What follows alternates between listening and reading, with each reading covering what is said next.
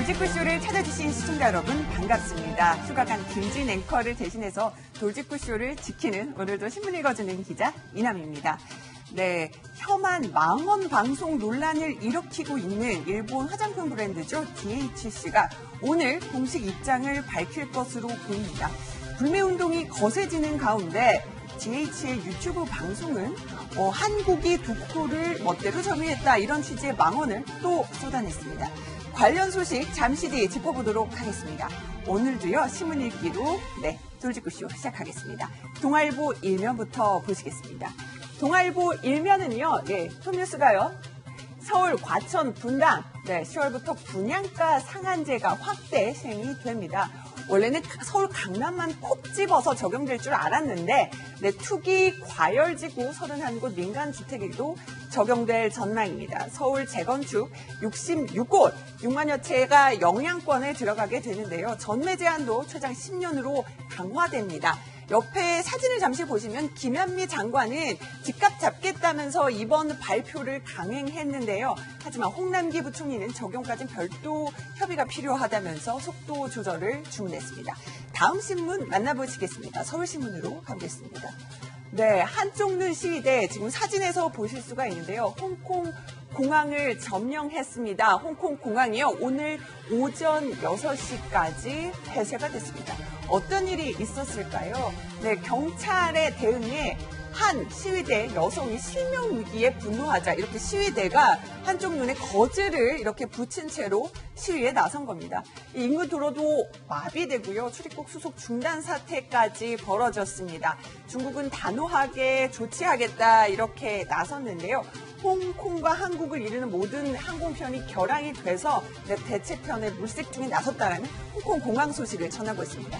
다음은 한겨레 신문입니다. 한겨레 신문, 한국에서 돈 벌고 일본에서는 혐한 방송을 하는 일본 화장품 브랜드 DHC에 관련된 내용입니다.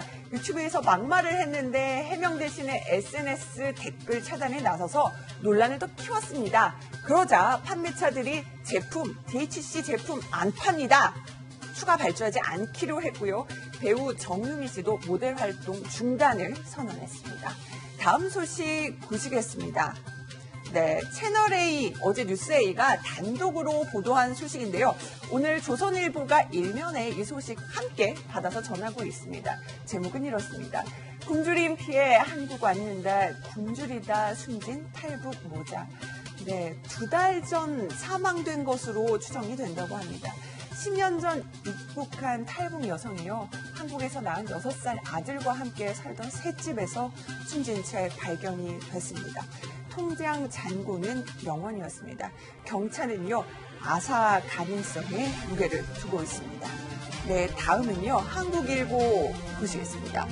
어제 고유정의 첫 재판이 열렸는데 사진부터 보실까요? 이렇게 머리채를 잡힐 정도로 시민들 분노했습니다. 어떤 일들이 벌어졌을까요? 고유정 측은 이 계획 범행이 아니다를 주장하기 위해서 졸피뎀 왜 검색했냐 물어보니까 버닝썬이 궁금해서 졸피뎀을 검색했다. 이렇게 얘기를 했습니다. 방청객에선 정말 살인마다 이렇게 분통 터지는 목소리가 나왔는데요.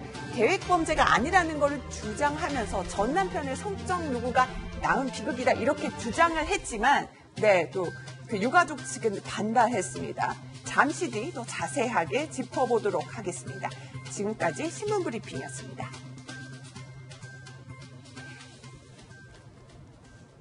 오늘은요, 돌직구쇼 함께 해줄 초대 손님 소개해드리도록 하겠습니다. 반가워서 제가 말까지 더듬네요.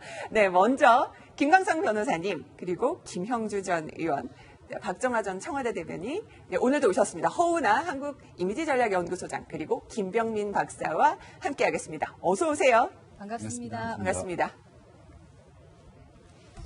그러면은요, 오늘 돌직구쇼 소개해드릴 주요 이슈 키워드 3가지 소개합니다. 먼저 첫 번째, 철퇴입니다. DHC 어떻게 철퇴를 맞았는지 잠시 뒤 짚어보고요. 두 번째는 영원입니다. 바로 통장 잔고, 탈북 모자의 그 통장 잔고 얘기입니다. 세 번째는 머리채입니다. 어떻게 고유정이 시민에게 머리채까지 잡히게 됐는지 잠시 뒤에 짚어보도록 하겠습니다. 다음은요, 오늘의 톱 뉴스 보시겠습니다.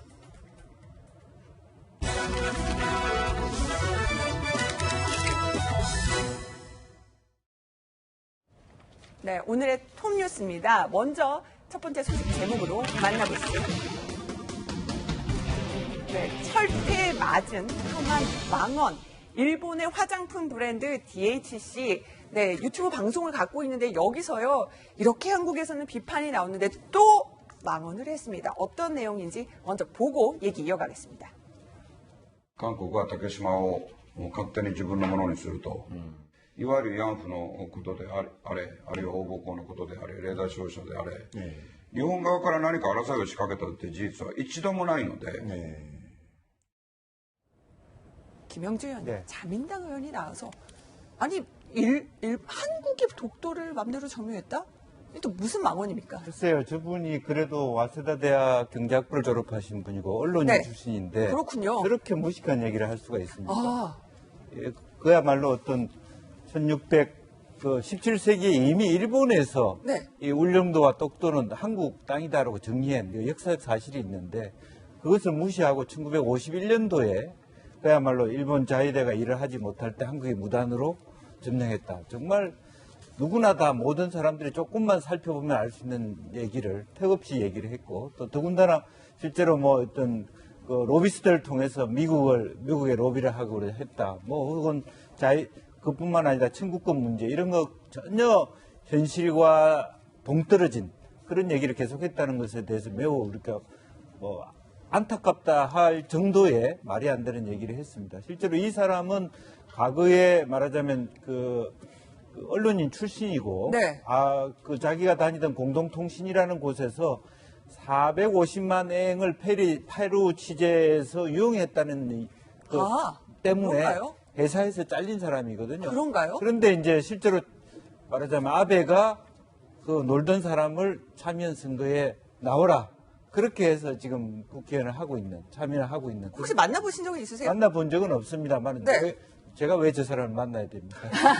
아니, 제가 너무나 자세히 이제 배경을 알고 계셔서 네. 또 의원 외교도 중요하니까 혹시 네. 만나보신 적이 있나 하고. 그래서 그런 부분은 없고요. 이제 실제로 그렇기 때문에 지금 현재 일본 시민사회에서도 이 사람의 얘기는 도저히 받아들일 수 없는 네. 그런 것이 아닌가. 그런 것을 계속하고 있다는 게 안타까울 따름입니다. 아, 그렇습니다. 박정원 전 대변인, 네. 저는 그러니까 더 화가 나는 게 시점이에요. 지금요, 이 일본 DHC 유튜브 방송이 제가 오늘 자꾸 흥분을 하는 것 같은데 굉장히 한국에서 논란이 되고 있고 비판이 나오는 와중에 어제 방송이더라고요. 그러니까 한국이 이렇게 반발하는 건 신경 쓰지 않고 우리 할 말 한다. 이런 건가요?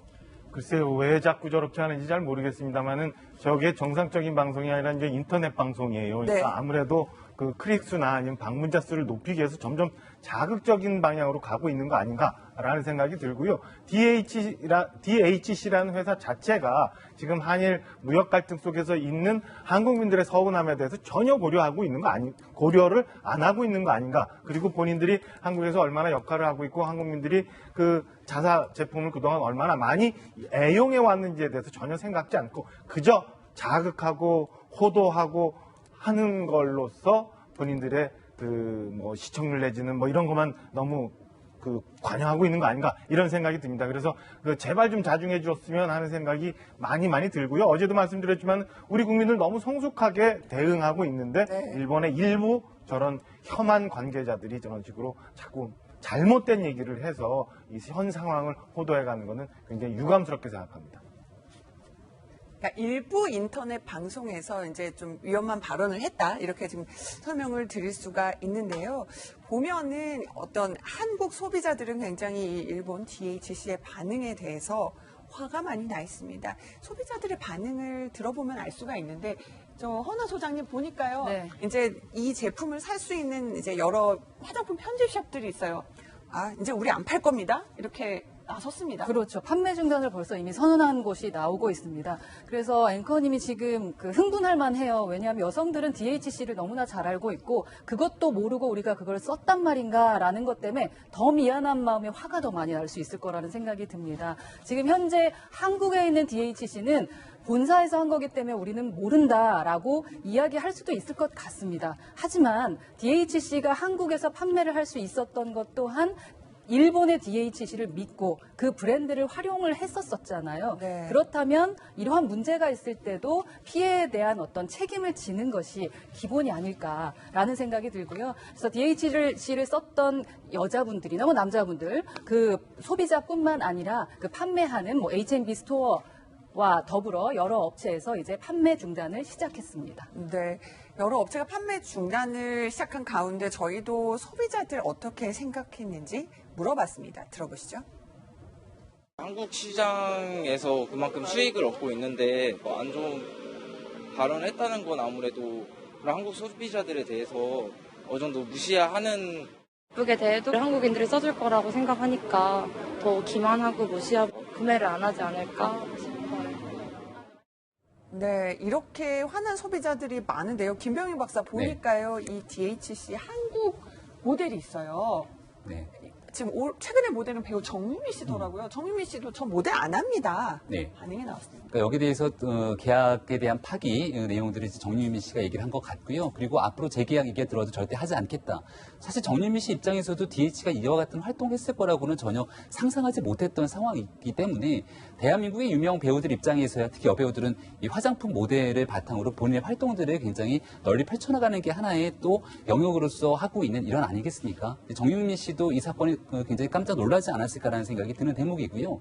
사실 DHC가 인터넷 텔레비전을 운영해 왔던 게 어제 오늘 일이 아니었던 것 같습니다. 과거에도 대한민국을 대상으로 하는 이 혐한 발언 등을 쏟아내는 내용들이 있었는데 그러한 상황을 우리가 조금 더 일찍 명확하게 직시를 하고 여기에 대한 강경 대응이 있었으면 어땠을까라고는 아쉬움이 남는 대목이고요.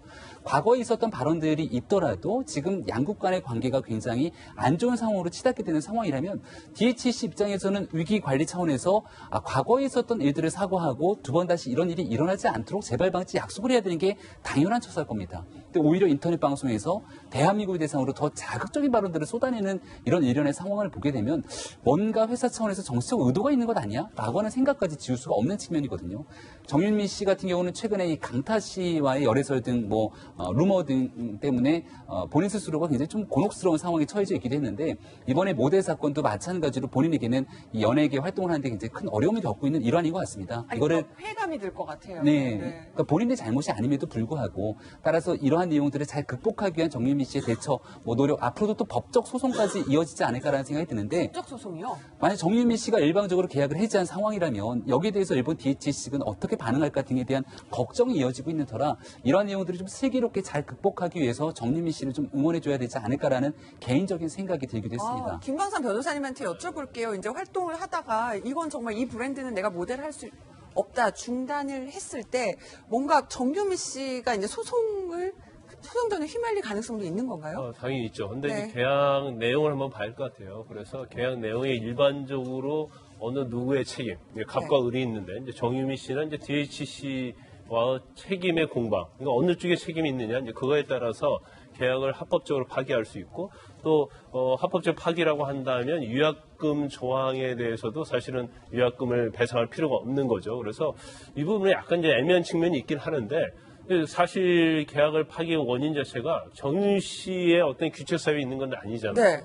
일단 그 DHC라는 자체는 기업이에요. 네. 기업은 판매를 목적으로 하고 그다음에 소비자에게 더욱더 가까이 다가가고 매출을 극대화하는 게 중요한 것이지 어떤 정치의 이념을 가지고 이걸 가지고 방송을 하고 더군다나 어떤 정치의 편향성을 가지고 오히려 정유미 씨의 모델에 이미지 타격을 가한 것이라 볼 수 있는 거거든요. 그러면 정유미 씨는 오히려 당신들 때문에 제 배우 이미지가 타격받았습니다. 이렇게 또 접근할 수 있는 겁니까? 그렇죠. 그러니까 DHC의 어떤 행동에 의해서 결국 정유미 씨 이미지에 타격을 받게 된 거고 사실 정유미 씨 같은 경우는 이제 불가피한 선택이라고 봐요. 왜냐하면 계속적으로 DHC 모델을 하게 되면 자기 자체 이미지가 일본과 오버랩되는 거고 일본 중에서 구구 성향과 오버랩이 되기 때문에 본인은 파기할 수밖에 없고 저게 아마 이제 법적으로 갈 가능성이 크다고 봐요. 하지만 네. 적어도 한국에서 소송이 이루어진다고 한다면 저건 전적으로 기업인 DHC의 책임이 있다 이렇게 볼 수 있는 거죠. 네.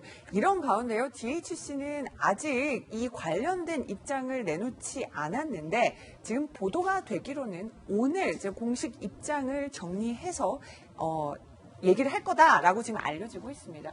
이제 허나 소장님은 뭐 개인의 이미지, 네. 또 기업의 이미지 이런 것들 많이 연구를 해오셨잖아요. DHC 제대로 사과를 할 것 같습니까?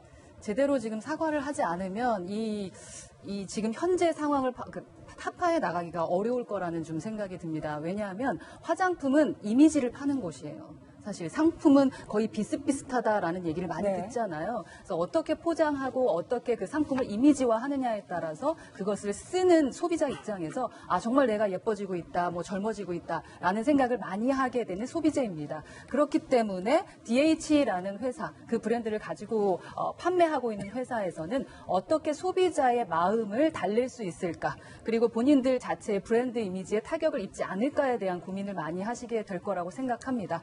한국에 와 있는 수많은 코리아들이 있어요. 뭐 DHA 코리아, 닛산 코리아 이런 부분들이 있는데 아마도 앞으로 본사와 계약을 하게 될 때는 그 본사가 어떠한 성향을, 정치적 성향을 갖고 있는지 아니면 본국에서 어떻게 활동하고 있는지까지도 모두 다 살피고 계약을 해야 되는 그 시점이 왔다. 그래서 전 세계적으로 사회적 가치 활동을 얼마나 잘 하고 있느냐에 대한 것이 화두가 되고 있거든요. 안타깝게도 DHC는 지금은 사회적 활동보다는 정치적 색을 드러내는 활동을 많이 하고 있는 곳이라서 그에 반하는 대한민국에서의 입장을 제대로 밝혀주셔야 소비자의 마음을 좀 달래주실 수 있지 않을까라는 생각이 듭니다. 네, 보면은 뭐 이제 잠시 아까 얘기 중에 이제 인터넷 방송이 이제 정상적인 방송이 아니라 인터넷 방송에서 나온 얘기다라고 했지만 뭐 여러 인터넷 방송 중에서도 그러니까 굉장히 잘 하시는 분들이 많잖아요. 그러니까 네. 어떤 뭐 공중파건 인터넷 방송이건 어떤 툴을 통해서든 간에 그러니까 그 망언 자체가 나온다는 게 지금 논란이 되고 있습니다. 이 기업이 이렇게 논란을 일으키는 가운데요. 그런데 문재인 대통령은 어제요. 일본에 대해서 이제 굉장히 강경하게 얘기를 해왔는데 어제는 보면은 조금 더 차분한 대응을 주문을 했어요. 기조가 좀 바뀐 것 같습니다. 애당초에 이 일본이 대한민국에서 화이트리스트 국가에서 배제하고 났을 때는 두 번 다시 일본에 지지 않겠다라고 하는 강경 발언을 쏟아낸 적이 있었죠. 네. 임진왜란 그리고 이순신 장군 등을 언급하면서 사실은 일본에 대해서 더 강경한 조치를 주문했던 것은 문재인 대통령뿐만이 아니라 청와대에 있는 여러 인사들 그리고 민주당에 있는 의원들의 반응을 통해서도 알 수 있습니다. 근데 이러한 내용들이 결국은 대한민국뿐만이 아니라 일본 모두에게 궁극적으로는 피해가 돌아갈 수 있다라고 하는 이야기 때문에 어느 정도 관리가 필요하다라고 하는 인식을 가지고 있는 것이 아닌가 싶고요. 어제 문재인 대통령이 쏟아냈던 여러 발언들은 결국은 이제 우리가 내일이죠. 8월 15일 내일 모레가 되게 되는 8월 15일 광복절에서 대통령이 어떤 메시지를 내는지가 굉장히 중요한데 그 메시지도 같이 맥이 닿아 있다는 겁니다. 지금 문재인 대통령 입장에서는 일본과의 대일 관계가 굉장히 머리를 골치를 아프게 하는 측면인 반면에 또 한쪽에서는 북한이 대한민국을 대상으로 계속되는 도발과 막말하기 때문에 이 두 가지 메시지를 같이 가져간다는 건데요. 이 두 가지 메시지에 대한 공통점 하나를 꼽자면 결국 미래라는 키워드를 갖고 있다는 겁니다. 일본의 아베 총리도 대한민국을 대상으로 화이트리스트 국가 배제하고 전략물자 등에 대한 수출 관리를 해놨는데 하고 나서 보니까 대한민국이 입고 있는 타격 못지않게 일본이 입고 있는 타격도 적지가 않은 겁니다. 어떻게든 관리를 통해서 가야 된다라면은 8.15 경축사에서 대통령의 미래지향적인 메시지가 나오고 이를 토대로 외교적인 해법을 모색하기 위한 이러한 절차들이 좀 진행된다면 많은 국민들이 우려하고 있는 최악의 상황들을 좀 극복할 수 있지 않을까 기대를 해봅니다. 그런데 이제 감정적 대응은 안 된다고 했는데요. 김영주 의원님 어제 보면은 우리가 예고했던 일본도 우리가 백색 국가에서 배제하겠다라고 얘기를 했고 어제 그 조치를 취하겠다라는 발표는 했어요. 네. 뭐 기본적으로 산업통상부 장관이 발표를 했는데 일본이 하는 만큼 수준에 맞게 우리도 대응을 하겠다라고 하는 부분이면서도 큰 틀에서 일본에 하는 것을 봐가면서 하겠다라고 하는 여지는 좀 남겼다는 것이고요. 또 앞서서 우리가 미리 많은 논란이 되었습니다만은 내년 총선을 앞두고 있는 마당에서 대통령과 여당이 이런 부분을 반일 감정을 통해서 다음 총선에 영향을 미치는 그런 어떤 수가 보인다면 그것이 다시 역풍으로 돌아올 것입니다. 그렇기 때문에 다른 한편으로는 한국과 일본의 시민사회가 굉장히 안정적이고 지혜롭게 이 과정을 관리하고 있기 때문에 대통령 입장에서 무리수를 둘 필요가 없다라고 하는 것이고 오히려 더 우리가 좀 더 포용적인 모습을 갖추면서 전략적 우위를 가져가는 그런 포석이다. 그렇게 생각이 듭니다. 일본의 경제 보복이 뭐 산업계, 문화계, 정치계 아주 여러 분야에 걸쳐서 지금 시끄럽습니다. 이런 가운데요. 김현종 2차장의 발언이 지금 논란이 되고 있습니다. 어떤 얘기했는지 먼저 목소리 듣고 얘기 이어가겠습니다. 일본과 갈등을 미국에 중재 요청하러 갔다 이렇게도 보도됐는데 결과가 어떻게 됐습니까? 제가 가서 중재 요청을 안 했습니다. 제가 뭐를 도와달라고 요청하는 순간 제가 글로벌 호구가 되는데 그것을 요청한 게 아니고 네가 아쉬우면 네가 알아서 해라 이거네요. 뭐 조금 뭐 그런 뭐 표현이 좀 그렇지만 지금 전략 물자가 일본에서는 1194개가 됩니다. 우리한테 진짜 영향을 미치는 게 몇 개인가 그 검토를 해봤더니 손 한 줌 됩니다. 생각보다 그렇게 많지는 않습니다. 지금 김현종 차장 만약에 제 생각에는 청와대 기자들이 물었을 때 저렇게까지 말씀하셨을까 싶은데 우리 전략물자 지금 뭐 수입 관련된 것도 뭐 한 줌 문제되는 거 한 줌밖에 없다. 저기 미국에 부탁했다가는 글로벌 호구된다. 글쎄요. 네. 지금 좀 전에도 우리 얘기했습니다만 대통령도 지금 상황 관리를 위해서 지금 톤다운하면서 지금 그 감정적 대응을 자제하고 우리 가보자라고 말씀을 하시는 상황에 대통령 지금 것으로서 모시고 있는 참모가 핵심 참모가 저렇게 얘기를 왜 했나? 그러니까 마치 그 본인이 어떤 위치에서 어떤 일을 하고 있는지에 대한 그걸 망각하고 마치 술자리에서 무슨 무용담 얘기하듯이 저렇게 얘기하는 것이 그렇게 안타깝게 느껴집니다. 좀 전에 뭐 청와대 말씀하셨지만 사실은 청와대 그동안 쭉 보시면 그 대변인이나 혹은 뭐 국민소통 수석이 이름을 걸고 하는 브리핑은 제법 많이 있지만 그렇지 않은 경우 고위 관계자나 핵심 관계자나 이런 식으로 표현되는 게 굉장히 많아요. 그건 뭐냐면 청와대 참모들이 하는 얘기가 굉장히 파장이 클 수 있기 때문에 이렇게 그 간접 브리핑 형식으로 이렇게 처리를 한 사람의 이름을 밝히지가 않죠. 처리를 하는 거거든요. 근데 이거는 마치 뭐 본인이 엄청난 일을 한 것처럼 이 굉장히 그 자중하고 엄중한 상황에서 상황을 관리해 나가야 되는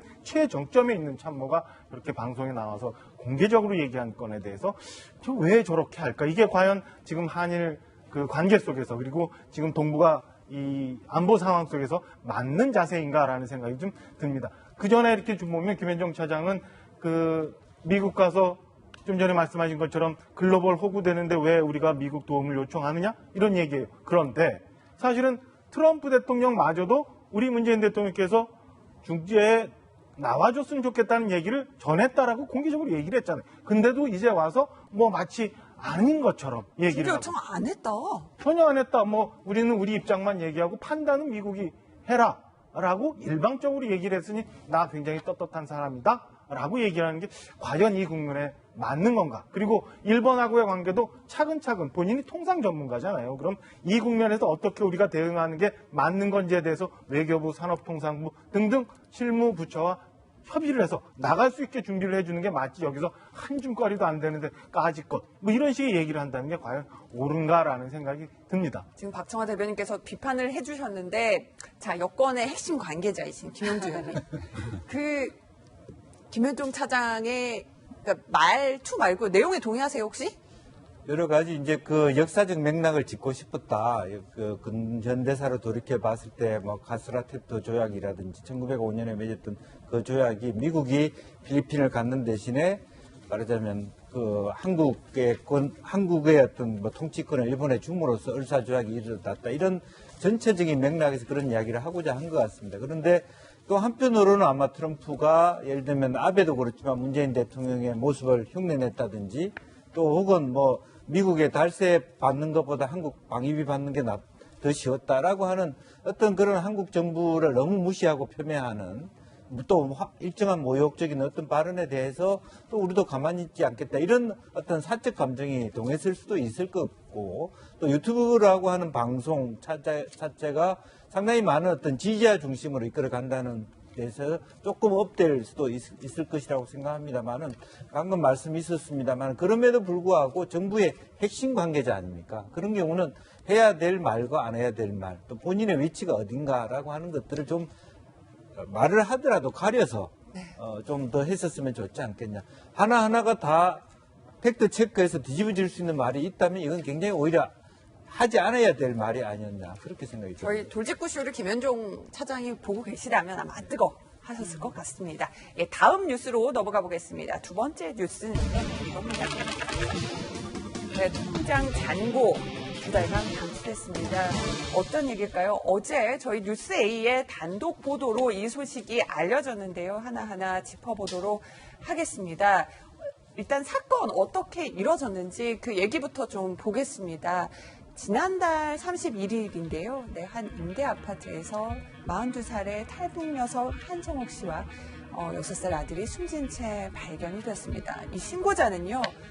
수도요금 미납으로 단술했는데도 소식이 없어서 찾아갔는데 이 모자를 발견하게 됐다라고 얘기를 하고 있습니다. 더 안타까운 것은 사망 후 2달 정도가 지난 걸로 추정이 된다는 겁니다. 네, 가스요금하고요. 월세 9만 원도 1년 넘게 체납이 됐다고 하고요. 5월 중순에 통장 마지막 잔고가 3,858원이었는데 이걸 빼서 마지막에 남은 돈은 0원. 그리고 이 집에 남아있는 것은 식료품이 고춧가루가 전부였다고 합니다. 허은하 소장님, 네. 그러니까 어떻게 이렇게 2달 동안 몰랐을까 좀 굉장히 좀 안타까웠습니다. 이 소식을 접하고. 네.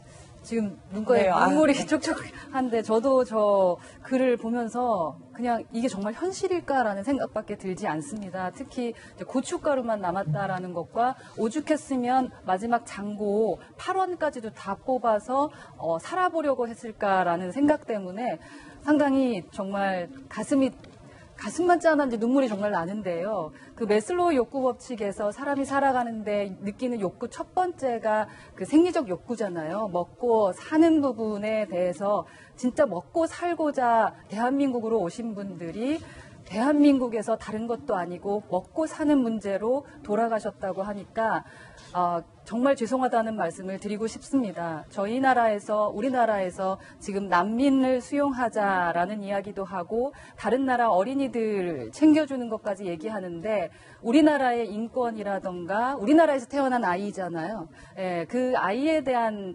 부분을 이렇게 챙기지 못하고 있는데 지금 남을 생각할 때일까라는 생각마저 드는 시점입니다. 진심으로 고인의 명복을 빌고 싶습니다. 네, 지금 저 보도가 좀 엇갈리고 있는데 이 아이가 지금 한국에서 태어났는지 또 저기 다른 나라에서 태어났는지 이 부분은 조금 더 확인이 필요하다고 하네요. 저 관련해서요. 처음에 이 모자를 발견했던 이웃 주민은 이렇게 말을 했습니다. 들어보시죠.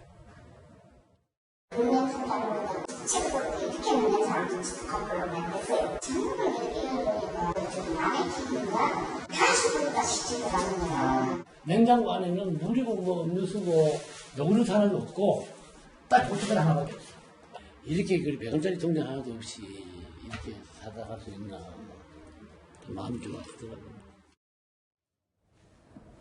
김광삼 변호사님, 네. 이 여성이 와서는 하나원 수료 후에 이제 기초 수급 생활을 이제 9개월 만에 졸업을 하고요. 보면은 뭐 운전면허도 따고 제빵사 자격증도 따고 굉장히 한국에 적응하기 위해서 열심히 살았다고 합니다. 그런데도 이렇게 도와줄 곳이 한 곳도 없었을지 얼마든지 일을 하면서 살아남았을 수도 있었을 텐데 라는 생각이 들어요. 그런데 그런 것 같아요. 우리가 뭐 최근에도 여러 가지 생활고 때문에 극단적인 선택하는 경우가 있었잖아요. 근데 그게 대표적인 것이 송파 세모녀 사건인데, 근데 이제까지 굶어 죽어서 사망한 적은 제가 기사를 통해서 아니면 그런 사연을 보지 못한 것 같습니다. 그런데 발견했을 당시에 통장의 잔고가 0이었고 0이었다고 한다면 이것은 쓸 수 있는 돈은 다 빼서 썼다는 거 아니에요. 그리고 집에 쌀 한 톨이 없었다는 거예요. 그러면 최후의 쌀 한 톨까지 다 밥을 해먹었다는 것이고, 그럼 결과적으로 정말 어쩔 수 없이 굶어서 사망했지 않나 이제 그렇게 추론을 해볼 수가 있는데, 일반적으로 북한을 탈북한 사람들에게는 한 2개월 정도 교육을 하고요. 그다음에 기초생활수급자 정도의 나라에서 정부에서 재정 지원을 해줍니다. 근데 이분 같은 경우는 중국 동포 그 남자분과 결혼을 했는데 9개월 만에 결국은 기초생활수급자 재정 지원을 받지 못했어요. 그 이유가 뭐냐면 남편 되는 분이 창원에 있는 조선소를 다니고 있었는데 이제 네. 그러면 새로 수입이 생기잖아요. 네. 그래서 기초생활수급자가 안 됐다는 거예요. 그래서 다시 그 조선소를 그만두고 다시 또 중국으로 갔다가 다시 왔는데, 지금 사실 본인이 뭐 운전면허도 있고 제빵과 관련된 기술 코스도 다 했다고 한다면 이제 한국에서 일할 수 있으면 얼마든지 일해서 먹고 사는 데는 지장이 없지 않을까 우리렇게 생각할 수 있는데, 데리고 있는 아이가 굉장히 아팠다고 그래요. 네. 그러니까 아파서 결국은 집에 놔두지 못하고 계속 같이 있는 관계로 일을 하지 못한 것인지, 아니면 또 이 내부적으로 집에서 지금 엄마와 아이가 있는데 이제 2명이잖아요. 그러면 누가 먼저 사망을 했는지 그것도 좀 중요할 것 같아요. 네. 그러니까 엄마가 먼저 사망을 했다고 한다면 아이는 아픈 과정에서 굉장히 고통을 느끼면서 사망했을 엄마의 가능성도 손길도 크고, 느끼지 못하고. 그렇죠. 손길을 받을 수가 없기 때문에. 근데 아이가 먼저 사망했다면 이제 엄마의 입장에서 어땠을까, 그런 걸 좀 느낄 수 있는데, 정말로 안타깝고, 이런 부분에 대해서 사실은 이제 그 탈북한 분들을 경제적으로 어려우면 지원하는 재단이 있거든요. 네. 그런데 그 재단이 좀 시스템이 좀 완벽하지 못했나, 이제 그런 생각이 드는데, 탈북민을 상대로 그 앙케이트 조사라는 결과가 있는데, 네. 가장 국가에서 도와줄 것은 창업하고 취직을 도와주면 좋겠다. 네. 이 요구가 굉장히 많다고 합니다. 그래서 우리 사회에서도 뭐 탈북민, 우리 국민이잖아요. 그래서 그런 보호하는 그런 제도나 시스템이 좀 더 마련돼야 한다, 이렇게 봅니다. 네, 이 사망한 한성옥 씨와 그러니까 하나원에서 함께 그 동기였던 분은 이렇게 얘기를 했습니다. 이어서 들어보시죠. 중국하고 북한 경계에서 장사를 하다가 길이 있어서 넘어왔다고 여자한 성격에 속을 잘 안 내비친 아이가 5살인데 어린이집도 안 가면 동사무소나 복지과에서 알아봐야 되는 거 아니에요. 안 내민 것도 잘못이지만 대한민국에 와서 서울에서 굶어 죽었다는 게 말이 안 되잖아요. 네, 그러니까 알아봤으면 보니까는 이제 그 처음에 아동수당을 받다가 못 받고 이제 양육수당 나오는 10만 원이 전부였다. 근데 조금 동사무소 같은 데 찾아가서 적극적으로 알아봤었으면 아쉬움도 났지만 이렇게 될 때까지 왜 몰랐을까 너무 속상해 하거든요. 그러니까 5살까지는 이 양육수당을 받을 수도 있고요. 어린이집에 보내게 되면 양육수당을 받지 않고 보육수당으로 전환을 네. 하게 됩니다. 그렇기 때문에 보육수당을 받지 않는다는 것은 어린이집에 보내지 않는다는 것이고, 거기에 대해서 굉장히 여러 가지 경제적인 어려움이 있으면서 어린이집에 보내지 않는다라고 판단하면 한 번쯤 들여다봐야 되지 않겠느냐라는 얘기를 하고 있는 것 같고요. 양육수당은 이제 얼마 전부터 국회에서 예산이 통과되기 시작하면서부터 받게 되는 거기 때문에 지금은 월 10만 원을 받게 되는 양육수당이 생활할 수 있는 전부다라는 얘기를 하고 있는 상황인 거죠. 얼마 전에 경기도에서 이재명 지사가 이 세금 체납하는 문제 가지고 몇천 원 세금 체납하는 것도 집집마다 찾아가서 확인하겠다라고 하는 뉴스를 본 적이 있는데요.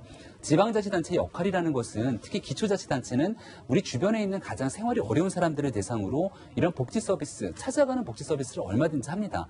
그러니까 특히 탈북민 같은 경우는 특히나 더 관심을 가지고 지켜볼 수밖에 없기 때문에 지방자치단체에서 이런 도움의 손길을 주지 못했다라는 것에 대한 안타까움을 느끼는 경우들이 굉장히 많이 있는 것 같고요.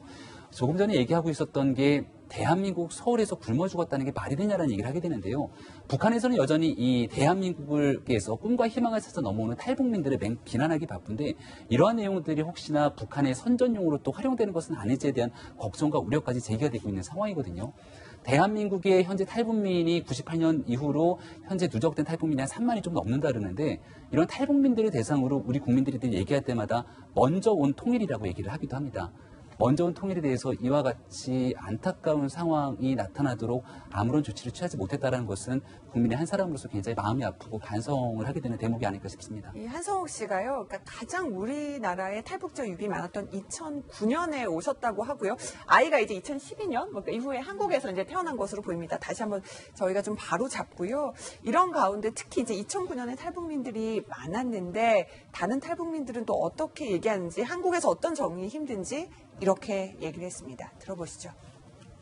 하나부터 10까지 다 지식으로는 다 떨어지잖아요. 그리고 내가 배운 지식은 써먹을 수도 없고, 안 되겠다. 식당 일이라도 해보자. 전번에 여기 앞동네에서 또 한 사람이, 우리 사람이 떨어져서 죽었잖아요. 이 집에 들어오면 그런 궁리가 자꾸 나는 거예요. 우리 애가 학교도 안 가겠다고도 하고 중국에 안 하고 있잖아요. 때려도 놓고 있잖아요. 가슴이 터져요. 정말 터져. 김영주 의원님, 네. 그러니까 저희가 이제 여러 탈북민들을 만나봤는데 이제 북한에서 가지고 있던 교사 자격증이나 여러 전문 자격증도 한국에서는 소용이 없다. 네. 그리고 아이들은 학교를 보내면 보이지 않는 차별 때문에 왕따를 당하거나 해서 제대로 다닐 수 없고, 네. 그러니까 적응에 정말 어려움을 겪는다고. 어려움이 하는데. 많죠. 사실 이제 북한에서 교육받은 뭐 대학 졸업장도 한국에서 아무 소용이 없고, 그런 부분들이 더욱 체제적으로도 전혀 도움이 안 되고 또 더군다나 2000년도 이전에는 남자 탈북자들이 많았습니다. 그런데 네. 2000년 이후에는 굉장히 급격하게 특히 2009년 정도 이분이 넘어왔을 때인데 한 8대2 정도 여성분들이 많았어요. 그렇다면 조금 우리나라 탈북자 지원 정책도 좀 그게 준해서 성비에 맞춰서 여성 탈북자들이 겪는 어려움들을 좀 더 많이 말하자면 우리 하나재단이라든지 남북 하나재단 같은 데서 만들어줬어야 되지 않느냐 하는 아쉬움이고요. 사실은 서울에서 이렇게 굶어 죽나 하지만 저도 서울시에서 근무했습니다만 서울시가 복지 기준서를 제정한다는 것은 서울에서 체재비가 제일 많이 듭니다. 네. 예. 그렇기 때문에 오히려 전라남도라든지 경상남도라든지 어떤 지방에서가 있었다면 훨씬 주변에 먹거리라도 있어서 사람들과의 관계도 조금 공동체 속에서 생활할 수 있는데 서울 물가가 또 비싸잖아요. 그렇습니다. 그래서 네. 기준순으로 보면 서울이 가장 서민에게 살기 어려운 네. 그런 동네이고요. 또 더군다나 소셜 믹스를 한다고 하지만 실제로 임대 아파트에 살고 딱 아이들도 이미 말투부터가 물론 그 아이는 말하자면 북한이나 중국에서 태어난 아이가 아닌데도 불구하고 어머님이 그렇다는 이유로 또 그런 어떤 사회적 따돌림을 당하니까 학교도 가기 싫어하고 어린이집도 가기 싫어하는 그런 상황이 있습니다. 그러니까 단순히 경제적 지원을 뛰어넘어서 공동체 전체가 위필링을 우리가 같이 가족이라는 개념을 가질 수 있도록 또 그것이 정체성 아니겠습니까? 네. 탈북자들에게 그런 어떤 마음에 대한 자존감을 가질 수 있는 훈련 또 지원 촘촘한 복지 서비스 이런 것들이 있어야 될 것 같고 오히려 이런 상태라면 탈북자 말하자면 지원 콜 긴급 전화 같은 것들이 네. 있어서 정말 내가 쌀한 톨이 없다. 그럼 돈을 빌려주기라도 하는 그런 서비스라도 해야 되지 않나 그런 생각이 듭니다. 여러 가지 이제 정책적 대안까지 김영주 의원께서 제시해 주셨습니다. 다음 소식으로 넘어가 보도록 하겠습니다. 세 번째 뉴스는요. 야유그른 성 피해자 코스프레. 네, 고유정의 첫 재판이 어제 열렸습니다. 어떤 모습이었는지 영상으로 만나보시죠.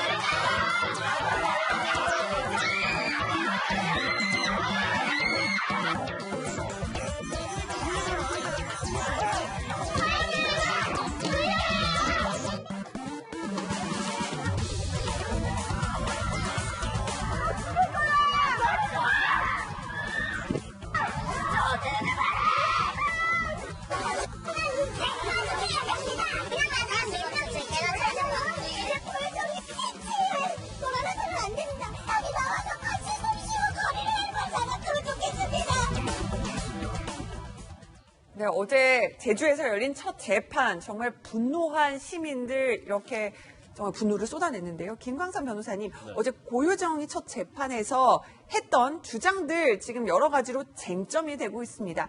사실은 저희가 이게 굉장히 위험하다, 수위가 높다 해서 저희가 좀 보도를 자세히 해드리지 못했던 건데 먼저 계획 범행이 아니다라는 취지로 뭐 여러 가지 어제 주장을 고유정 측이 펼쳤습니다. 네, 뭐 예상했던 대로 말이죠. 네. 계획적 범행이 아니고 이제 우발적 범행인데 이 우발적 범행이 왜 이루어졌느냐? 그것은 전 남편이 성적으로 무리한 요구를 했기 때문에 네. 그걸 저지하다가 결국 살해한 것이다. 이런 취지로 얘기를 하고 있어요. 그래서 이 부분은 뭐 사실 우리가 예상했던 부분인데 뭐 성적 요구 정도로 생각할 수 있었는데 아주 무리한 성적 요구다 해서 이게 용어를 아주 극단적인 용어를 썼습니다. 네. 그래서 그 일반적으로 살인 사건에 있어서는 동기가 중요하죠. 네. 그리고 그 동기 자체가 형량에 엄청난 영향을 미칩니다. 그런데 살해 사건이 어떤 은밀한 어떤 곳에서 이루어진 경우, 그러니까 지금 이번 같은 경우도 방에서 이루어졌잖아요. 목격자가 없습니다. 그러면 왜 살해를 하게 됐는지에 대해서는 피해자는 이미 사망을 했기 때문에 죽은 자는 말이 없어요. 그러면 모든 원인을 피해자에 떠넘기는 것이 일반적으로 살인 사건에 있어서 많이 쓰여진 그런 방법이다 이렇게 봅니다. 그런데 사실 고유정 씨도 마찬가지로 그 모든 원인은 결국 남편에게 있었고 남편이 나로 하여금 살해하게끔 만들었다. 그래서 나는 동기에 있어서 참작할 바가 있다. 그러면 사실 이런 부분까지 아마 그 양형이 어떻게 될 것인가 다 연구를 했을 거예요. 그래서 네. 이게 우발적이었을 때는 경우에 따라서는 내가 집행유예로 나올 수도 있고 아니면 형량이 선고된다 하더라도 뭐 한 3년에서 5년 정도 선고받고 나오면 된다. 네. 이런 생각을 했을 가능성이 크다 이렇게 봅니다. 그리고 추후에 또 뭐 얘기를 하겠지만 우리가 이제까지 범행의 어떤 계획적 범행이라는 것 자체의 증거가 일단 범행 과정에서 준비한 증거 한 89점 정도 된다고 그러잖아요.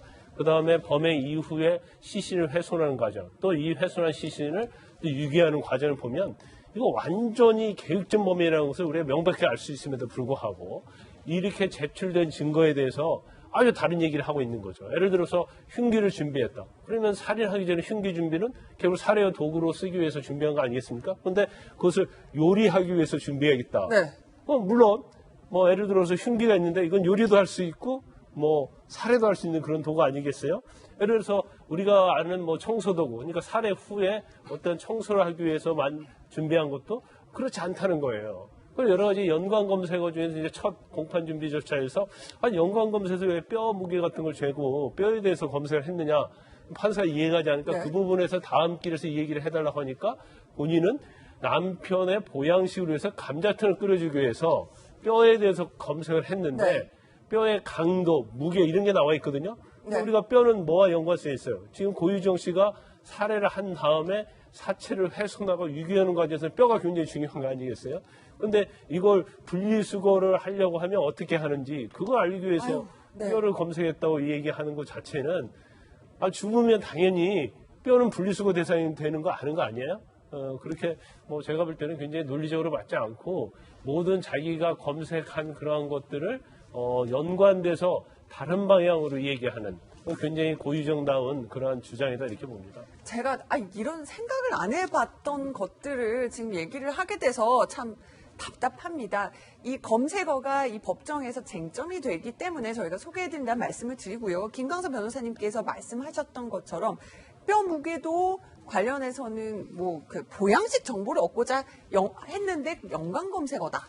그리고 졸피된 검색한 이유에 대해서도 버닝썬 얘기를 했습니다. 이게 제일 아쉬운 건 사실은 그 뭐 오래된 벌써 몇 달이 된 오래된 사건이지만은 경찰이 초기에 수사를 너무 그 흐릿하게 해서 직접적인 증거가 없기 때문에 이런 일이 생긴 것 같아요. 그러니까 검찰에서는 지금 그 고유정이 이게 계획된 범죄임을 증명하기 위해서 여러 가지를 얘기하는데 그 중에 하나가 이제 검색어입니다. 그러니까 네. 그 검찰에서는 직접 검색을 했다고 하고 있고 고유정 측에서는 이건 연관 검색어기 때문에 네. 그냥 살펴봤다라고 하는데 사실은 검색어만 해도 뭐 500개 이상 그리고 검색 횟수만 해도 1000번 이상이 된다는 거예요. 연관 검색어로 보기는 그렇다. 그렇죠. 네. 직접 검색을 했다는 거예요. 검찰은. 그러면서 아니 느닷없이 뼈의 무게, 뼈의 강도를 고유정이 인전 검색을 합니다. 이건 뭐냐 그랬더니 법정에서 고유정 변호인 측은 이게 남편 보양식을 만들어주기 위해서 이렇게 뼈의 무게, 뼈의 강도라는 걸 검색을 했다. 또 졸피뎀이라는 거를 또 검색을 합니다. 졸피뎀 왜 검색했냐 했더니 이거는 그때 당시에 버닝썬 사건 때문에 마약 얘기가 많이 나와서 그 호기심 때문에 네. 그걸 봤다.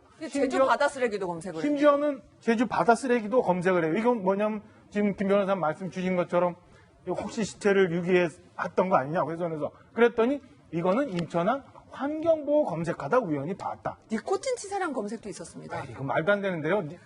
니코틴 치사량을 검색을 해요. 이랬더니 현재 지금 같이 있는 남편이 집에서 담배를 하도 많이 피워서 니코틴 치사량에 대해서 검색을 해봤다. 그리고 호신술 무기도 여동생 선물해 주려고 뭐 했다. 뭐 이런 얘기거든요. 그러니까 이게 과연 말이 되는 변론인지는 뭐 나중에 재판부가 판단을 해야겠습니다만 이런 변론들이 계속 나오다 보니까 아까 보셨던 것처럼 방청객에서도 엄청난 소리들이 나오고 그랬던 것 같아요. 그런데 하나만 더 말씀을 드리면 이 지금 현 남편에 대해서 뭐 니코틴 치사량 너무 많이 담배를 피워서 그랬다라고 했더니 현 남편이 어이가 없다.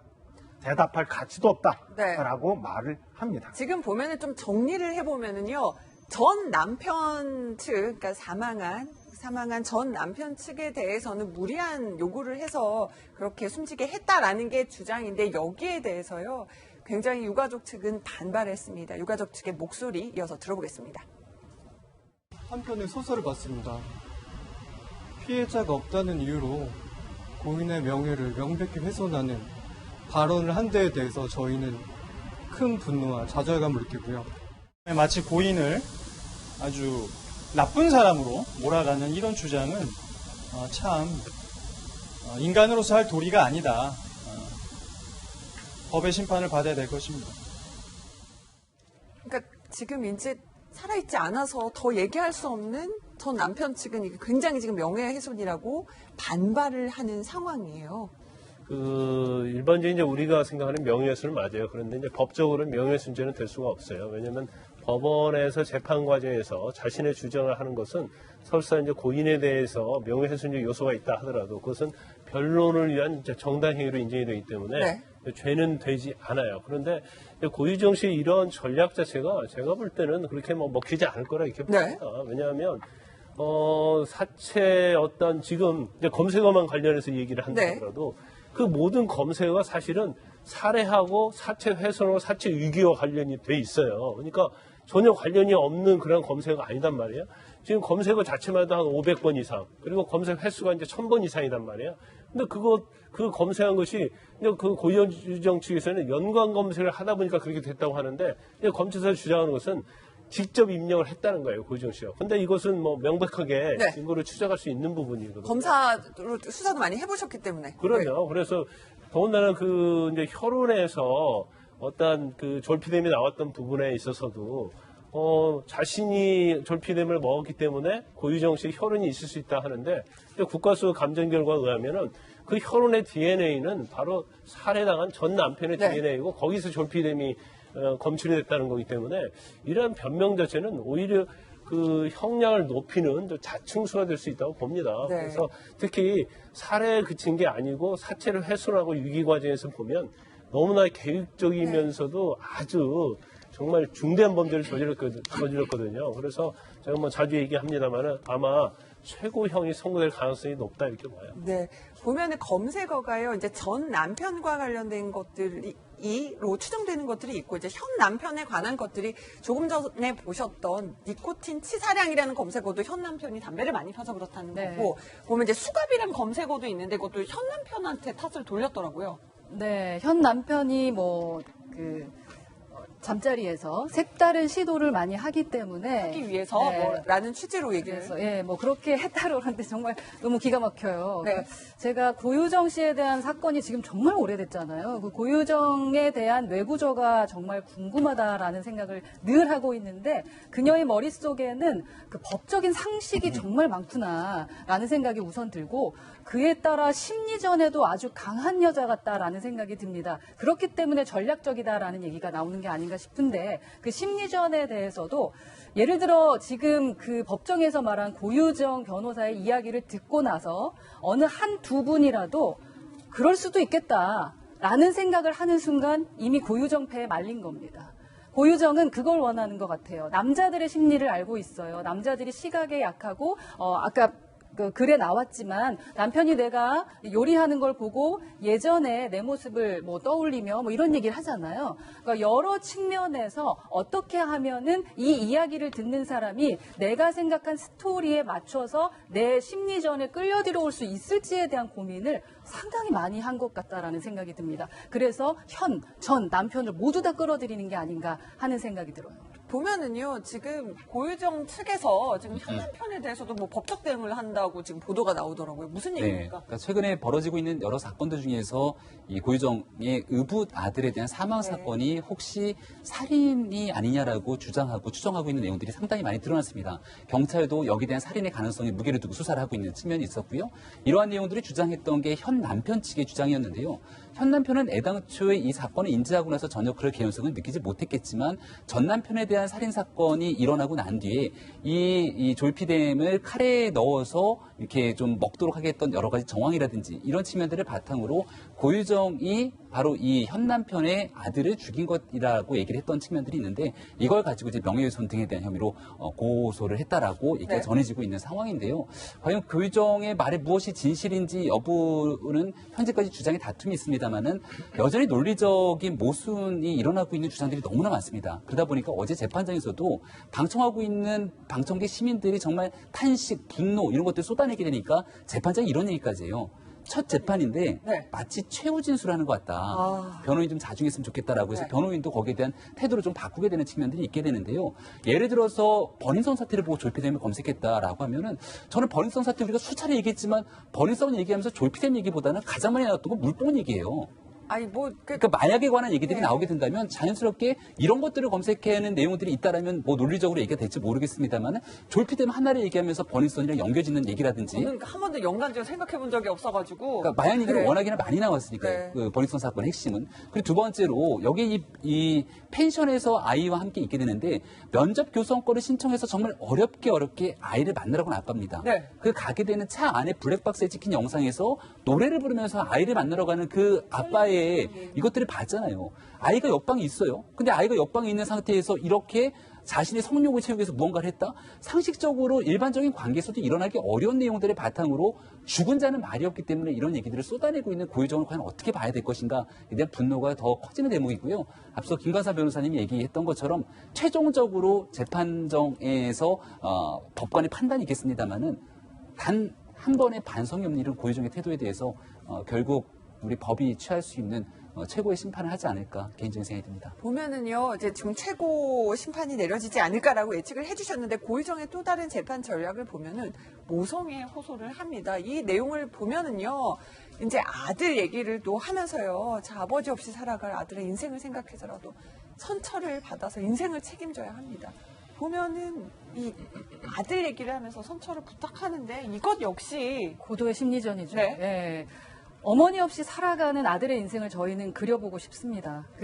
지금 어머니가 없어야 더 잘 살 수 있는 아들도 있지 않을까라는 생각이 드는데 우리가 모르면 몰랐지 지금 모든 사건을 다 알고 있고 지금 객관적으로 판단해서 오죽하면 우리 시민들이 직접 가서 머리카락을 이렇게 잡아 끌면서 화를 내셨겠습니까?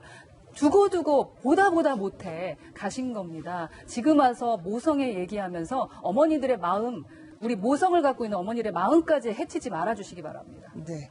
그러니까 김광석 변호사님 좀 정리를 해보면요. 이렇게 계획적이지 않았다라고 무리하게 보이는 주장을 하는 거는 우발적 범행이냐 계획적 범행이냐에 따라서 이렇게 굉장히 형량의 차이가 나기 때문입니다. 제가 아까 이제 말씀드린 네. 형량에 있어서 엄청난 차이가 네. 나죠. 그전에도 어떤 선행된 이제 판례 중에서도 뭐 자기 남편이 평생을 괴롭혔어요. 그래서 어쩔 수 없이 자는 상태에서 이제 질식사 시킨 경우도 있었는데 그런 거에도 굉장히 형량이 가벼웠어요. 그래서 일단 처음부터 고유정은 이제 그걸 생각하고 있었을 가능성이 크다고 봅니다. 그래서 경찰이 뭐 찾아왔을 때 굉장히 빨리 왔다고 생각보다 빨리 왔다고 얘기하는 것 자체는 본인이 향후에 수사가 어떻게 진행이 되고 살해에 대해서는 이제 본인의 아마 혐의점이 당연히 있고 경찰이 올 거라고 예상을 하고 있었던 것 같아요. 그러면 그 이후에 어떻게 진행이 될까? 이 부분도 본인이 다 계산을 하고 있었다는 거죠. 그리고 한 가지 좀 말씀드리고 싶은 것은 어제 이제 머리채를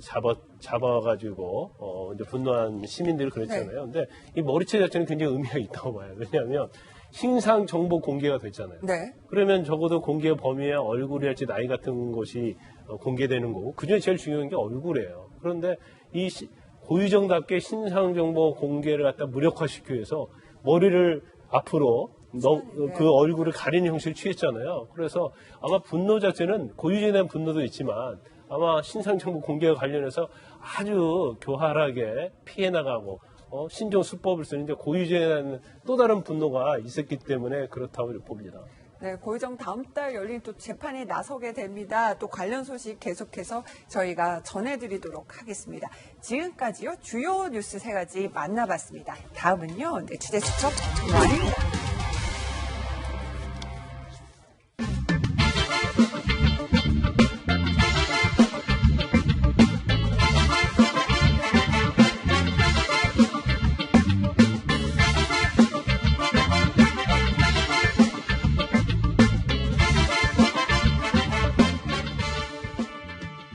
네, 취재수첩 Y 지금 새롭게요. 오윤성 순천향대 경찰행정학과 교수 새롭게 모셨습니다. 안녕하세요. 네. 김광상 변호사님도 함께 해주시고요. 네, 자 영상으로 첫 번째 뉴스 먼저 만나보시겠습니다. 첫 번째 뉴스는요. 네, 신림동 강간미수범 반성문에 어떤 내용이 담겼길래 그럴까요? 지금 보시는 영상은요, 바로 지난 5월 있었던 신림동 성폭행 미수 사건의 피의자의 수상한 모습입니다. CCTV에 담겨 있는데요. 한 여성이 피곤한 기색으로 골목길을 걸어가는데 그 뒤로 여성을 따라오는 남성의 모습이 보입니다. 여성이 골목 귀퉁이로 돌아서자 따라가는 남성, 네, 여성은 아는지 모르는지 그대로 집으로 들어가려고 하고 남성도 따라갑니다. 그런데 여성 엘리베이터에서 내려서 비밀번호를 누르고 집으로 가려고 하는데 다른 남성이 또 와서 이 집에 지금 같이 들어가려고 합니다. 여성의 집 현관문이 닫히려 하자 급하게 문을 밀어보는데요.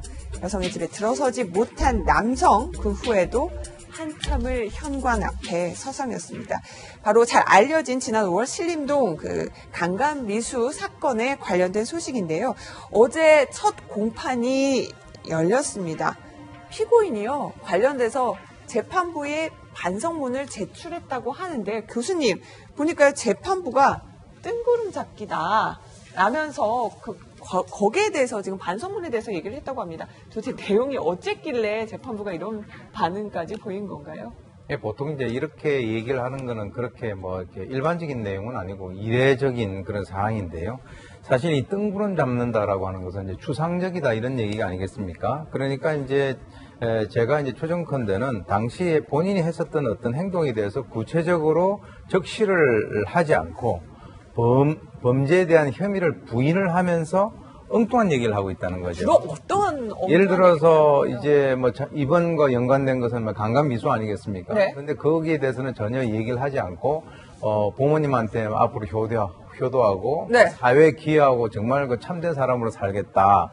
뭐 이렇게 얘기를 하는 이유는 있습니다. 왜 그러냐면 이 사건 관련 내용을 잘못 쓰게 되면 본인의 죄를 그대로 인정을 하는 그런 상황이 될 수가 있기 때문에 지금 들리는 말로는 지금 피해자에게 이런 얘기를 했다 그래요. 내가 성폭행과 같은 그런 생각을 하지는 않았지만 네. 만약에 그 피해자가 그렇게 느꼈다면 나는 사과드린다. 이런 식으로 약간 피해자가 그렇게 느꼈다면 예, 그런 식으로 이제 피해 나가는 거죠.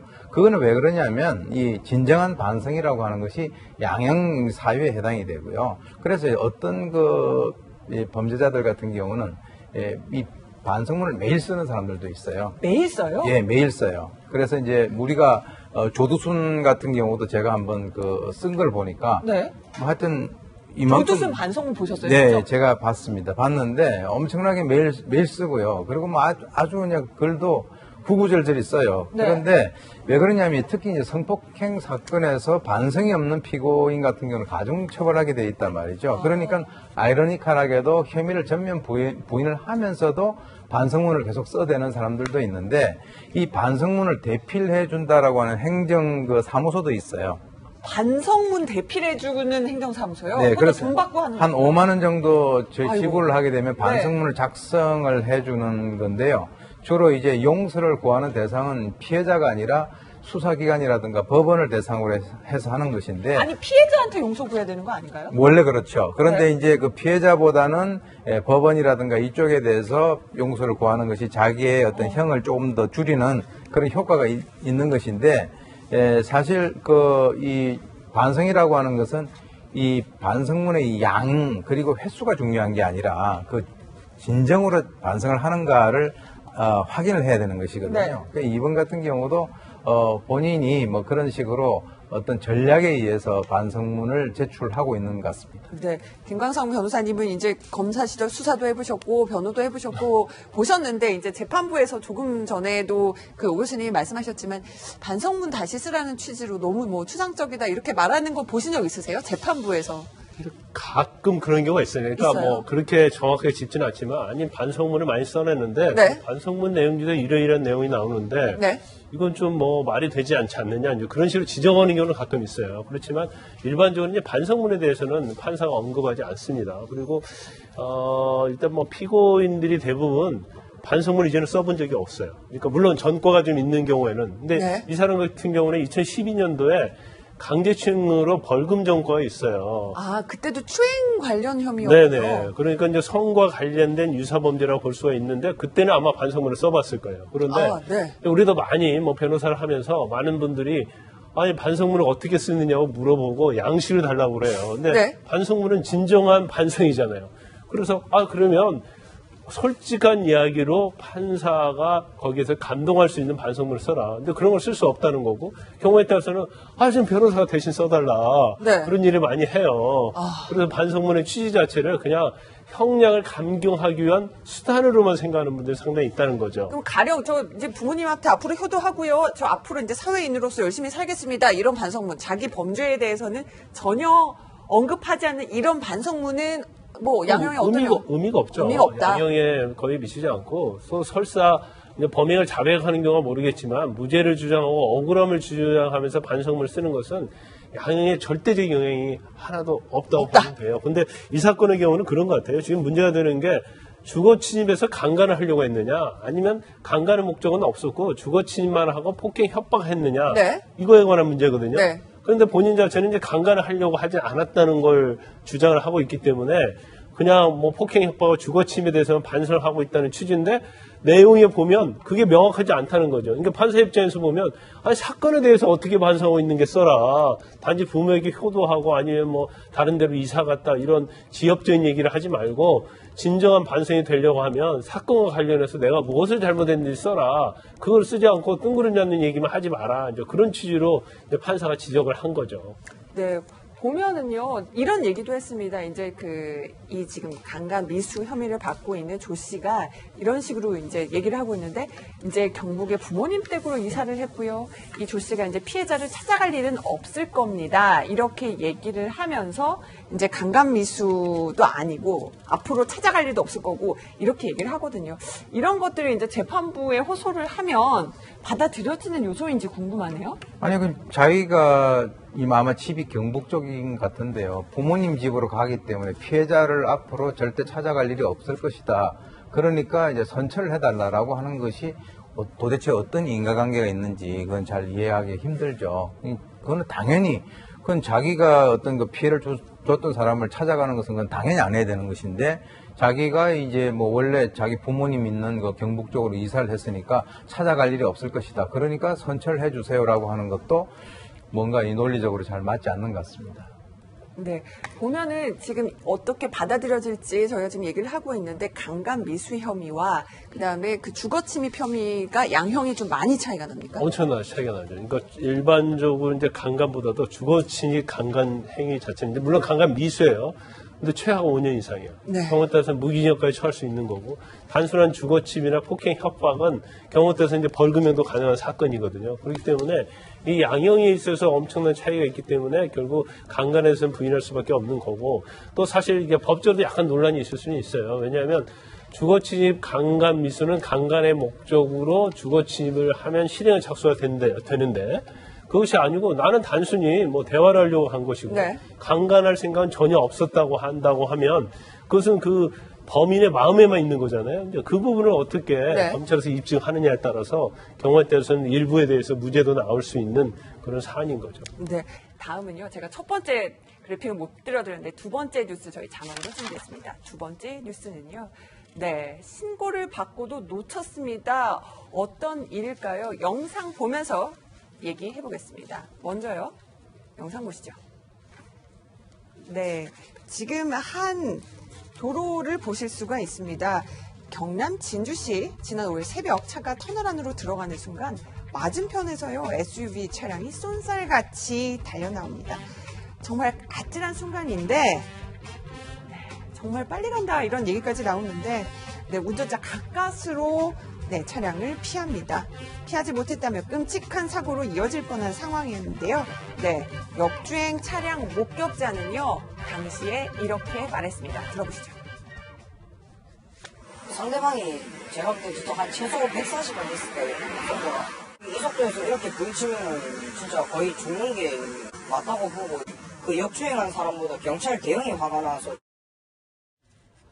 오 교수님 보니까 역주행도 화가 났는데 경찰 대응에도 화가 났다 이렇게 지금 목격자가 얘기를 하고 있습니다. 경찰이 엉뚱하게 지금 출동을 시켜서 그런 거죠.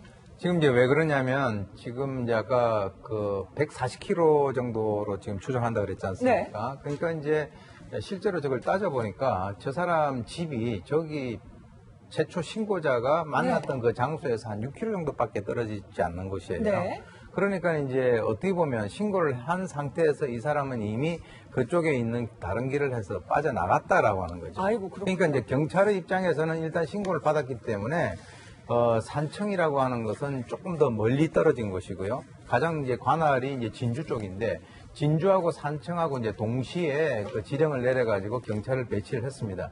사실 이제 산청 쪽에 배치를 한 것은 그거는 맞다고 봐요. 왜 그러냐면 가까운 데부터 막 배치를 하기 시작하면 빠져나가니까 오히려 먼 곳에서부터 차단하는 것은 맞기는 맞는데 문제는 뭐냐면 저 사람이 산청까지 간 게 아니라 바로 거기서 빠져나가 버린 거예요. 네. 그러니까 이제 진주경찰이 출동을 했을 때는 그 당시에 그 01시 33분에 현장에 출동을 해가지고 그 실제로 그쪽 빠져나가는 아현 교차로까지 한번 가봤는데 아무도 없었다. 그래서 자기들은 이제 본인들, 자신들이 생각할 때는 이 차가 빠져나갔구나. 네. 이렇게 생각을 하고 이제 그 끝을 낸 거죠. 상황을 네. 종료시킨 건데 또 실제로 그 차가 거기를 빠져나간 것이고요. 지금 뭐 저희가 이제 역주행 차량 발견한 지금 지도를 보실 수가 있는데 일단은 진주경찰이 아니라 산청경찰, 그러니까 멀리서 불렀던 것이 이제 첫 번째 아쉬운 점이고요. 그게 이제 진주경찰에도 지령을 내리긴 내렸어요. 네. 내리긴 내렸는데 진주경찰은 사실은 이제 산청과 진주 갈라지는 저 지점 있잖아요. 네. 저 지점을 막는 것이 맞는 말인데 이미 신고를 했을 때는 저 길을 빠져나가 버린 그렇군요. 거죠. 양쪽 두 갈래길이 있는데 한쪽 가는 곳은 막혀 있지만 진주 쪽에 있는 길은 못 막아서. 그렇습니다. 그래서 이제 진주 쪽에서는 본인들이 뭐 지령을 했는데 아마 빠져나갔거니 이렇게 해가지고 이제 그 실제로 저쪽에 그 배치를 한 사람들에 대해서 철수를 시킨 그런 상황이었죠. 네. 경찰은 이렇게 출동하지 못한 이유에 대해서 어떤 얘기를 했을까요? 들어보시겠습니다. 이제 산청에 먼저 원거리를 배치를 하고 그렇게 지령이 됐다가 이제 진주 쪽은 지령을 했다가 이제 다른 화재 사건이 있어가지고. 그러니까 화재 사건이 있어서 좀 급한 일 때문에 이제 배치하지 못했다 이렇게 얘기를 합니다. 그런데 김광선 변호사님 보면은요 이 역주행 140km나 속도를 내서 달렸던 이 차량 운전자 사실은 보면 음주운전을 했는지 이런 거를 따져봐야 되잖아요. 근데 아마 저는 개인적으로 볼 때 음주했을 가능성이 크다고 봅니다. 아니 그렇지 않고 술을 먹지 않았다고 한다면 본인이 이제 그렇죠. 하지 않았다고 주장을 어느 날 하거든요. 140km의 속력으로 역주행한다는 것은 있을 수가 없잖아요. 그런데 대부분 다 그래요. 그러니까 음주운전 했다 하더라도 나중에 적발이 돼서 경찰 조사받게 되면 음주운전 사실이 없다. 근데 이걸 또 입증할 방법이 없죠. 물론 전에 어느 자리에서 마지막으로 술을 먹고 왔는지 그걸 추적해보면 음주했다는 거 어느 정도 추정할 수 있지만 그것만 가지고는 처벌할 수가 없어요. 근데 이 사건 자체는 왜 의미가 있냐면 일단은 술을 먹고 운전했을 개연성이 굉장히 높다는 것이 첫 번째고 저렇게 역주행을 하는 경우는 대형 사고, 대형 인명사고, 참사로 있을 수밖에 없는 거거든요. 그래서 그 정도의 어떤 심각성이 굉장히 중요한데 다행히 사고는 안 났지만 저게 만약에 경찰이 좀 초동에 잡지는 못했지만 결과적으로 이게 사고로 이어졌다고 한다면 어떻게 됐겠습니까? 그래서 경찰 자체도 물론 문제는 있을 수 있겠지만 약간 어떤 사실적인 면에 있어서 좀 불가피한 측면도 있을 것 같아요. 하지만 결국은 경찰에서 좀 일찍 출동을 했다 하더라면 잡을 수 있었고 음주운전도 어느 정도 입증할 수 있었지 않을까라는 그런 아쉬움이 있죠. 네. 오 교수님 보면은요 결국은 바로 못 잡고 이틀 만에 시민이 열심히 해서 잡았습니다. 조금 전에 이제 음주운전 가능성 얘기를 했지만은 현행범으로 잡았어야지 이거 음주 측정이 가능한데 결국 음주운전 여부는 이틀 뒤에 잡았기 때문에 확인이 불가능하죠. 아닌가요? 그리고 이제 사실 이제 이거 같은 경우는 어떻게 이제 문제가 됐냐면 신고자가요 이 페이스북에다가 저 영상을 올렸어요.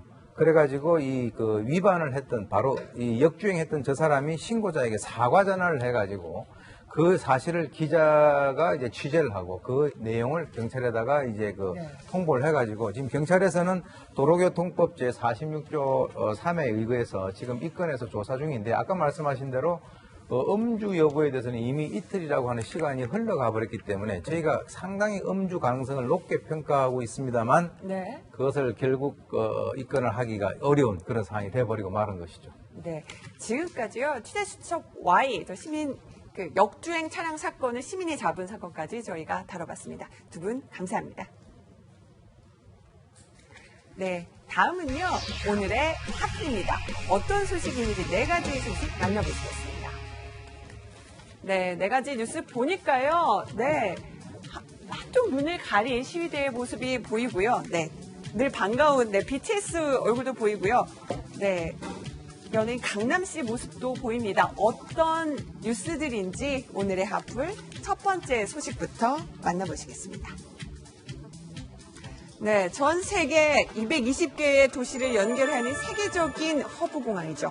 홍콩 국제공항이 어제 오후부터 밤새 폐쇄됐습니다. 송환법을 반대하는 시위대가 공항을 점거하면서 홍콩의 하늘길도 닫힌 건데요. 홍콩 국제공항이 폐쇄된 건 95년 역사상 이번이 처음입니다. 당초 이날 시위는 예정에 없었지만 전날 시위를 하던 한 여성이 경찰의 진압용 장비에 맞아서 실명위기에 처하면서 분노한 시위대들이 공항에 몰려든 겁니다.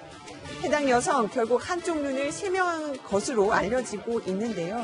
일부 시위대는 이 피해 여성 기리는 의미로 한쪽 눈을 헝겊으로 가리거나 경찰들아 우리에게 눈을 돌려달라 이런 팻말을 들고 시위를 벌이기도 했습니다. 홍콩 국제공항은 오늘 오전부터 운항이 재개됐다고 하는데 또 이런 결항이 일어날지 모르는 상황. 네, 홍콩과 중국 당국은 시위대를 향한 무력 진압 가능성까지 시사하고 있어서요. 사태는 더욱 악화될 것으로 보입니다. 네, 홍콩 많이들 또 찾는 분들도 있는데 한국 여행객들도 이제 좀 고민이 많으실 것 같습니다. 이런 시위, 그러니까 홍콩 공항까지 폐쇄된 거는 처음이에요. 그렇습니다. 홍콩 공항이 1924년에 열렸으니까요. 네. 95년 만에 처음이다. 그렇게 얘기를 하고 있습니다. 그래서 실제로 홍콩 공항은 가보신 분 아시겠습니다만 섬에 있습니다. 네. 그렇기 때문에 실제적으로 무슨 전철을 통해서 가고 길거리를 통해서 가고 택시를 통해서 많이 가게 되는데 시위대들이 어제 있었던 침사추이 며칠 전에 시위에서 그 한 여자분이 이제 안구 골절하는 실명 위기에 있기 때문에 거기에 대한 말하자면 반발 시위로서 도로를 점거했기 때문에 홍콩 공항이 폐쇄됐습니다. 그래서 노탐이라고 하는 노티스 투 에어맨이라고 하는 공항 폐쇄 명령이 났고 어제 오후부터 오늘 새벽 원래는 9시까지였는데 좀 수정해서 6시까지 해서 다소 많은 어떤 그 항공기들이 결항했습니다. 아시는 바와 같이 홍콩 공항은 한 220개 도시 또 한 1,100여 개 편의 공항 항공 노선이 갑니다. 우리나라도 보니까 가는 편이 한 8개 정도 노선이 가고요. 이 피해를 통해서 한국 관광객도 한 100명 이상 이렇게 피해를 많이 보고 있는 것 같습니다. 실제적으로 많은 분들이 작년부터인가 재작년부터인가는 바로 마카오로 가는 다리가 나아졌기 때문에 완버스를 이용해서 마카오도 가거든요. 일부 관광객들은 홍콩의 상황에 문제가 생겨서 마카오를 통해서 입국하는 경우도 있었지 않을까 생각합니다. 네, 지금 홍콩에 벌어지는 갈등 저희가 좀 소개해 드렸고요. 오전에 폐쇄됐던 공항 지금 잠시 이제 풀렸다고 하니까 또 상황을 좀 지켜봐 주셔야 될 것 같습니다. 두 번째 핫플 뉴스 만나보겠습니다. 네, 그리고 방탄소년단이 데뷔 6년 만에 첫 장기 휴가를 떠났습니다. 소속사 빅히트 엔터테인먼트는요, 어제 데뷔 후 처음으로 공식 장기 휴가를 가질 예정이다. 이렇게 밝혔는데요. 그간 세계 곳곳을 누비며 한국의 위상을 드높인 방탄소년단. 한일 갈등 속에서도 일본에서 싱글 음반 100만 장을 돌파하면서요, 방탄의 인기는 정말 굳건했습니다. 데뷔 이후 쉼없이 달려온 만큼 잠시 재충전의 시간을 가질 예정이라고 하는데요. 소속사는 만약 예상치 못한 곳에서 방탄소년단과 마주치더라도 멤버들이 온전히 개인적인 시간을 즐길 수 있도록 팬 여러분들의 배려를 부탁드립니다. 이렇게 당부하기도 했는데요. 팬들은 아쉬운 마음보다 우연히 마주치더라도 못 본 척 해주겠다. 마음껏 쉬다 왔으면 이런 반응을 보이면서 휴가를 응원하고 있습니다. 세계적인 스타인 만큼 여느 20대들처럼 평범한 휴가를 즐길 수는 없었겠지만 6년간 쉼없이 달려온 BTS 여러분, 잠시나마 슈퍼스타로서의 부담 내려놓고요. 평안한 휴가 만끽하시길 바랍니다. 정말 열심히 일하는 사람 떠나야죠. 떠나야죠. 네. 정말 밀레니얼 세대다운 그리고 그 소속사다운 멘트였지 않나 싶어요. 우리 보더라도 모르는 척 해주세요. 개인적인 시간을 갖고 싶습니다. 라고 말씀해 주셨는데 저희 보더라도 눈 꼭 감도록 하겠습니다.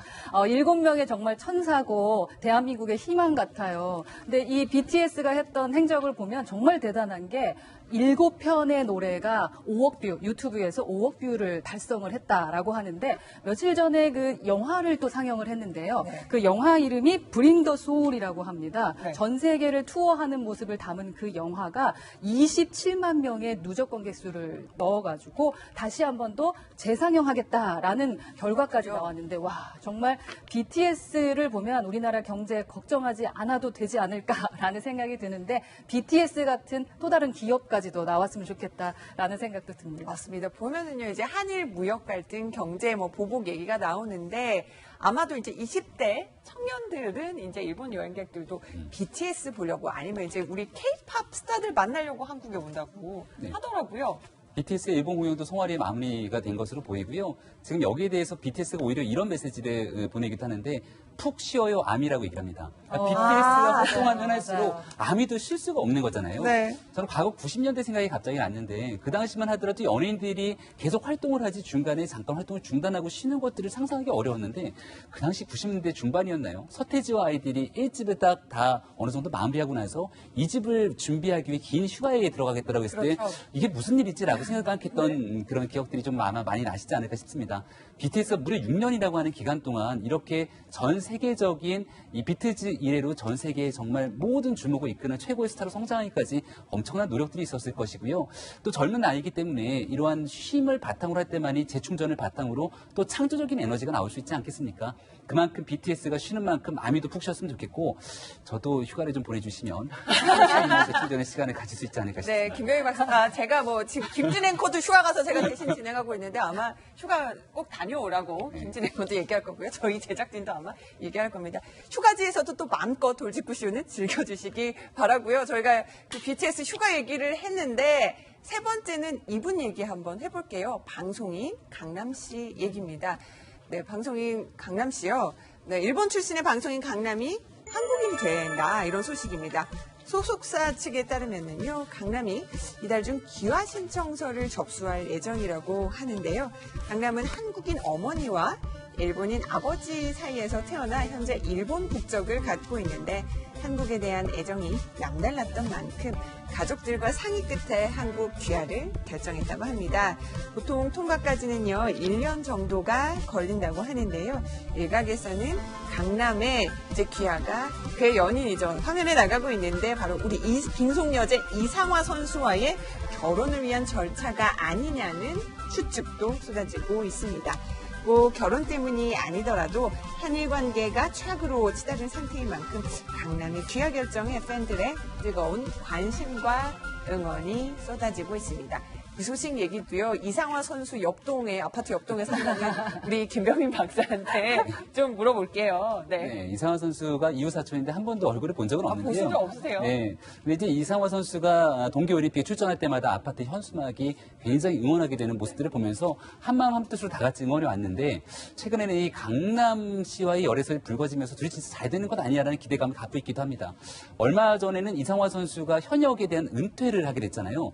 그리고 나서 이 강남이 한국 국적을 취득하겠다라고 하는 얘기가 나오다 보니까 둘이 이제 본격적으로 결혼을 준비하는 것 아니냐라는 얘기가 쏟아지고 있는데요. 최근에 이 한일 간의 갈등들이 커지고 있는 상태고 또 강남시는 아버지가 일본인이면서 어머니는 한국인입니다. 네. 하지만 국적은 일본에 있거든요. 근데 여기에 대해서 최종적으로 마지막에 한국 사람으로 살아가기 위한 선택을 하겠다라면 그 선택의 터닝포인트가 된 건 결국 이상화 씨가 되지 않을까요? 네. 아무리 많은 팬들보다도. 그래서 결과적으로 최종적인 두 사람의 연애에 좋은 해피엔딩의 결과를 볼 수 있을지 아마 아파트 사람들도 많은 국민들이 관심을 갖고 지켜보지 않을까 싶습니다. 네, 강남 씨가 지금 이제 태진아 씨랑 같이 방송도 많이 하고 있고 한국에서 여러 예능 프로그램 또 노래로도 선보이고 그러다 보니 또 이제 한국에서 활동을 하기 위한 결심일 수도 있어 보입니다. 그렇죠. 아마 연예인으로서 자신의 브랜드 관리를 하기 위한 차원이 더 클 겁니다. 다만 사랑의 힘도 분명히 있었을 거라고 생각이 되는 게 여자의 힘이 정말 세구나, 크구나라는 생각을 좀 하게 됩니다. 어머님도 한국 분이시고 또 연인도 한국인이다 보니까 동화 현상이라고 하거든요. 내색 주변에 있는 색의 내색도 좀 따라가는 현상이 있는데 아무래도 한국으로 오는 것이 좋겠다라는 동화 현상까지 일어난 것이 아닌가 하는 생각도 듭니다. 네, 방송이 강남시 한국 기와를 신청할 것이라는 소식까지 전해드렸고요. 다음에 하플 오늘의 뉴스 4번째입니다. 네, 최근요 남자 화장실에 등장한 수상한 눈 아십니까? 네, 남자 화장실 변기와 칸막이 등에요. 이 눈알 모양의 스티커를 붙인 사진 수십 장이 최근 SNS에 올라오면서 큰 화제를 모으고 있습니다. 사진들에는요, 그냥 그거 스티커예요 라는 해시태그가 달려있지만 누군가 쳐다보는 기분이 드는 웬 불쾌한 스티커냐 이렇게 묻는 분들도 있습니다. 이 스티커 도대체 누가 왜 붙인 걸까요? 보니까요, 한 20대 남성 설치미술 작가가 진행 중인 프로젝트인데 공공장소 불법 촬영에 대한 경각심을 일깨우기 위한 취지가 담겨 있다고 합니다. 한마디로 여성들이 공중 화장실을 이용할 때는 느끼는 불법 촬영에 대한 공포를 남성들도 공감하게 하자는 건데요. 현재 많은 시민들이 프로젝트에 동참하고 있습니다. 방법은 문구점 등에서 쉽게 구할 수 있는 눈알 모양 스티커를 직접 사서 붙이고 인증사진을 찍어서 이 작가에게 전달하면 사진을 공개하는 방식으로 이루어지고 있습니다. 하지만 일부에서는요, 왜 일반 남성들에게 이러냐며 불쾌감을 표시하는 등 반발이 거세기도 하는데 역지사지 해볼 수 있는 의미 있는 기획이라는 평가가 대부분입니다. 제가 아주 짧게 여쭐게요. 김영주 의원님, 저런 변기 만나보신 적 있으세요? 만나본 적이 없는데 남성 변기 스티커는 파리 그림이 제일 먼저였어요. 암스테르담 공항에서 그렇죠. 그 스티커가 있고 난 다음에 80% 정도의 바다에 딸리는 남성 그게 정리가 됐다. 그런 건데 지금 남성들이 어쨌든 불법 촬영을 공유하는 것에 대한 경각심을 주는 데 의미가 있지 않나 생각이 듭니다. 네, 지금까지요. 오늘의 핫플까지 만나봤습니다. 저희는요, 60초 뒤에 돌아오겠습니다. 네, 돌직구쇼 저희가 준비한 힐링 뉴스 소개해 드리겠습니다. 네. 미국 연방수사국 FBI에서 20년 넘게 근무한 베테랑 요원 트로이 소워즈의 은퇴식에 아주 뜻깊은 손님이 찾아와 감동을 전했습니다. 소워즈 앞에요, 반갑게 나타난 20대 청년, 바로 미국 해병대 상병 스튜어트 램버트인데요. 이 청년 소워즈가 FBI 요원 초년생 시절에 구조작전을 벌여서 구했던 유괴 사건의 피해자였습니다. 소워즈는 자신이 구했던 갓난아기가 이렇게 건장한 군인이 된 모습에 정말 감격했는데요. 어렸을 때 그 갓난아기의 모습도 나오네요. 소워즈는 이 청년을 만나면서 20여 년간의 임무를 아주 행복하게 마쳤습니다. 지금까지 힐링 뉴스였습니다. 돌직구쇼 저희는요, 내일도 오전 9시 20분에 많은 소식 갖고 찾아오도록 하겠습니다. 시청해주셔서 고맙습니다.